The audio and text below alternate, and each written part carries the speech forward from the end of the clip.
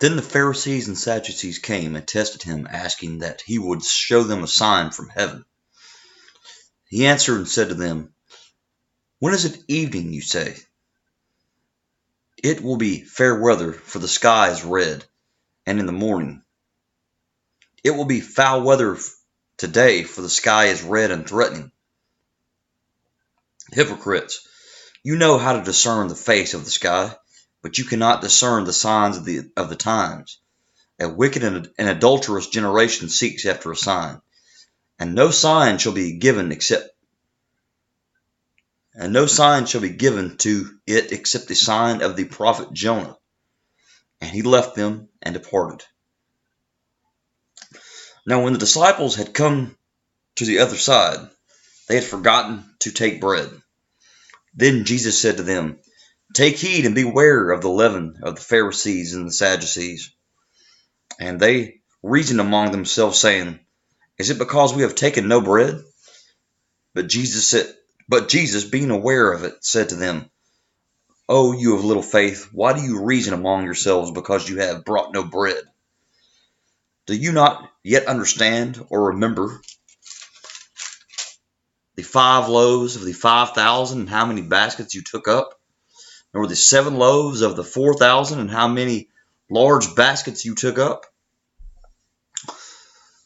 How is it you do not understand that I did not speak to you concerning bread, but to beware of the leaven of the Pharisees and the Sadducees?" Then they understood that they did not tell them to beware of the leavened bread, but of the doctrine of the Pharisees and Sadducees. When Jesus came into the region of Caesarea Philippi, he asked his disciples, saying, "Who do men say that I am? The Son of Man?" So they said, "Some say John the Baptist, some say Elijah, and others Jeremiah or one of the prophets." And he said to them, "But who do you say that I am?" Simon Peter answered and said, "You are the Christ, the Son of the living God." Jesus answered and said to him, "Blessed are you, Simon Bar-Jonah, for flesh and blood has not revealed this to you, but my Father who is in heaven.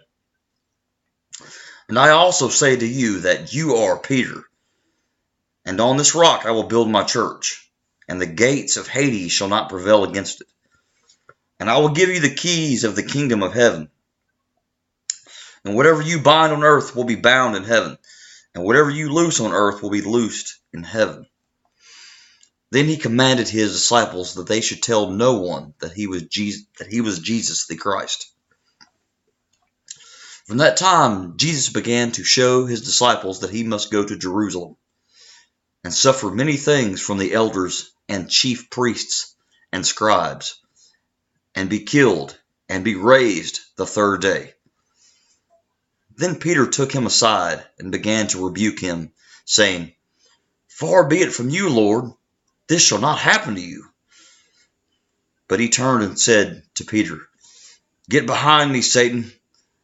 You are an offense to me, for you are not mindful of the things of God, but the things of men." Then Jesus said to his disciples, "If anyone desires to come after me, let him deny himself and take up his cross and follow me. For whoever desires to save his life will lose it. But whoever loses his life for my sake will find it. For what profit is it to a man if he gains the whole world and loses his own soul? Or what will a man give in exchange for his soul?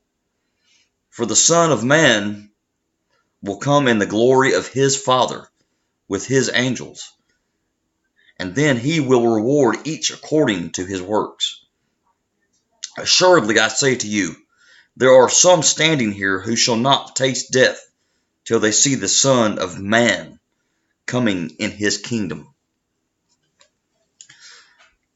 Now after 6 days, Jesus took Peter, James, and John, his brother, led them up on a high mountain by themselves, and he was transfigured before them. His face shone like the sun, and his clothes became as white as the light. And behold, Moses and Elijah appeared to them, talking with him. Then Peter answered and said to Jesus, Lord, it is good for us to be here. If you wish, let us make here 3 tabernacles, one for you, one for Moses, one for Elijah. While he was still speaking, behold, a bright cloud overshadowed them. And suddenly a voice came out of the cloud, saying, This is my beloved Son, in whom I am well pleased. Hear him. And when the disciples heard it, they fell on their faces and were greatly afraid. But Jesus came and touched them and said, Arise, and do not be afraid. When they had lifted up their eyes, they saw no one but Jesus only. Now as they came down from the mountain, Jesus commanded them, saying, Tell the vision to no one, until the Son of Man is risen from the dead. And his disciples asked him, saying, Why do the scribes say that Elijah must come first?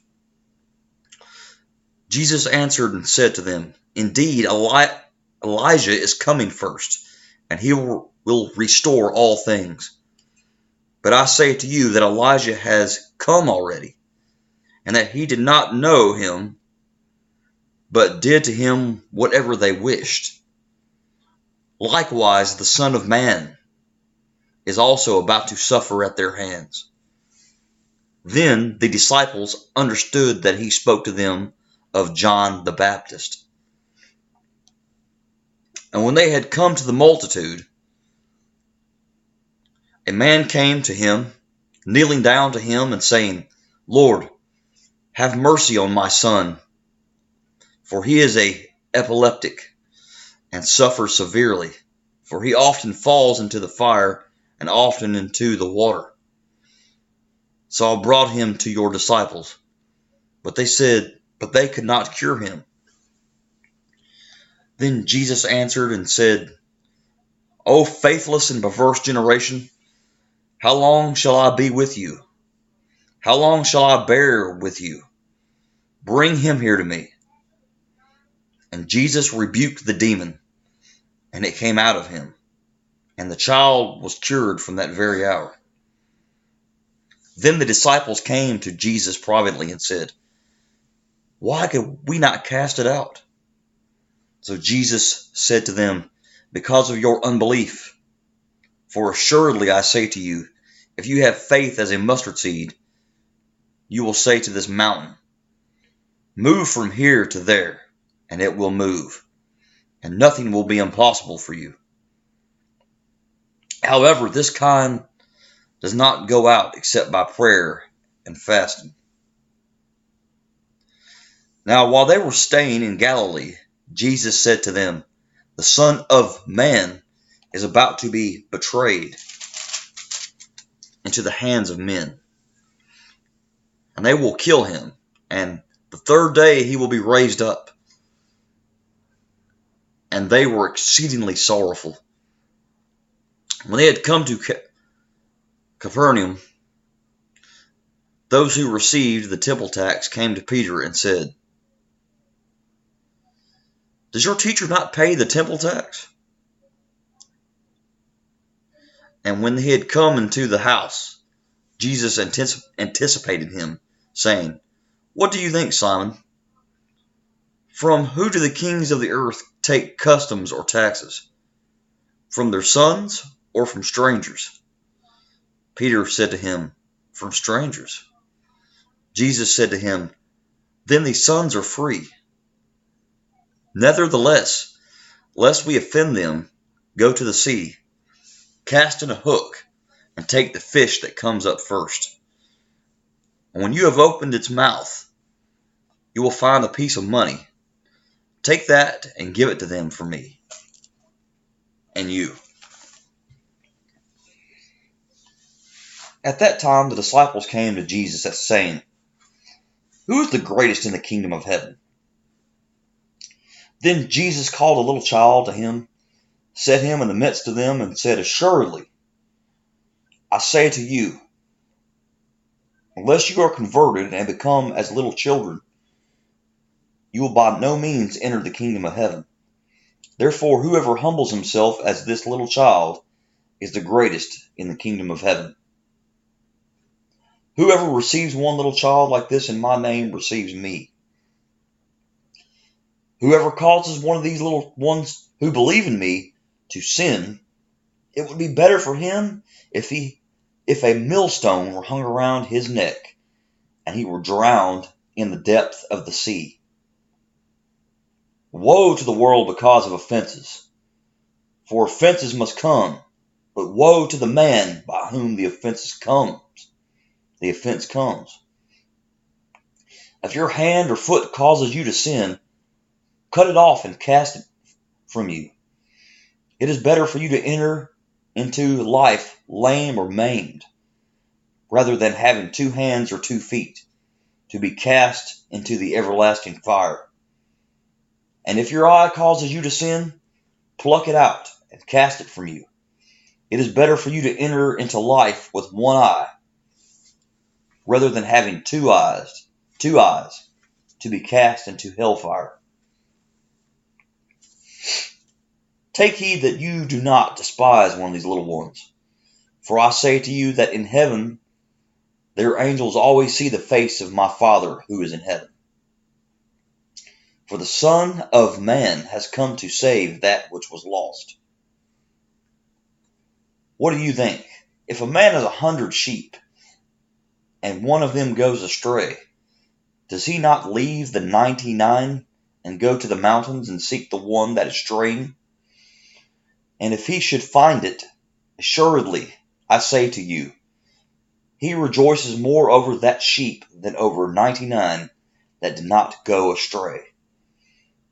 Even so, it is not the will of your Father who is in heaven that one of these little ones should perish. Moreover, if your brother sins against you, go and tell him his fault between you and him alone.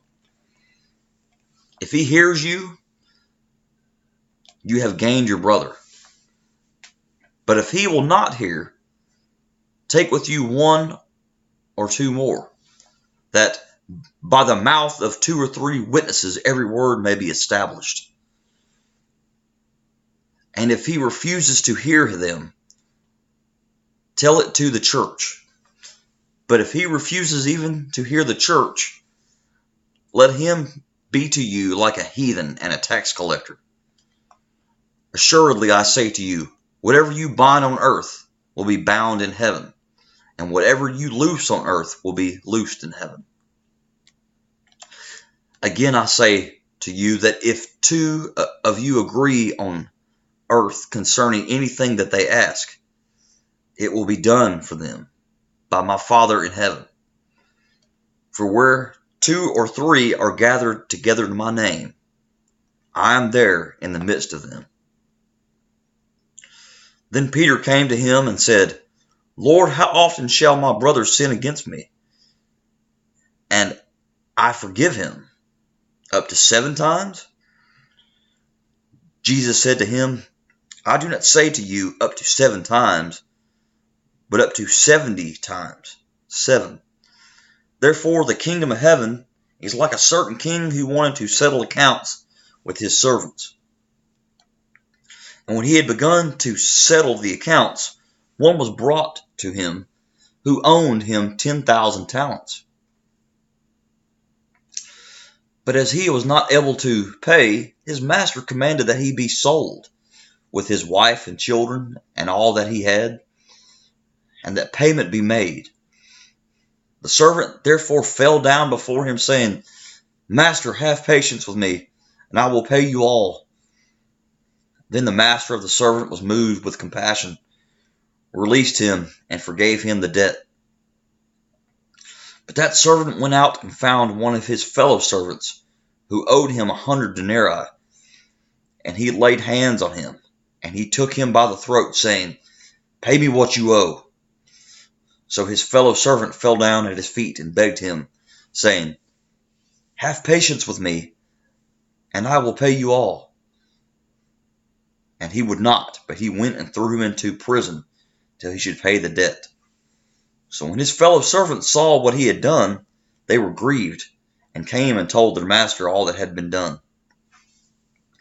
Then his master, after he called him, said to him, You wicked servant, I forgave you all that debt because you begged me. Should you not also have had compassion on your fellow servant, just as I had pity on you? And his master was angry, and delivered him to the torturers until he should pay all that was due to him. So my heavenly Father also will do to you, if each of you from his heart does not forgive his brother's trespasses.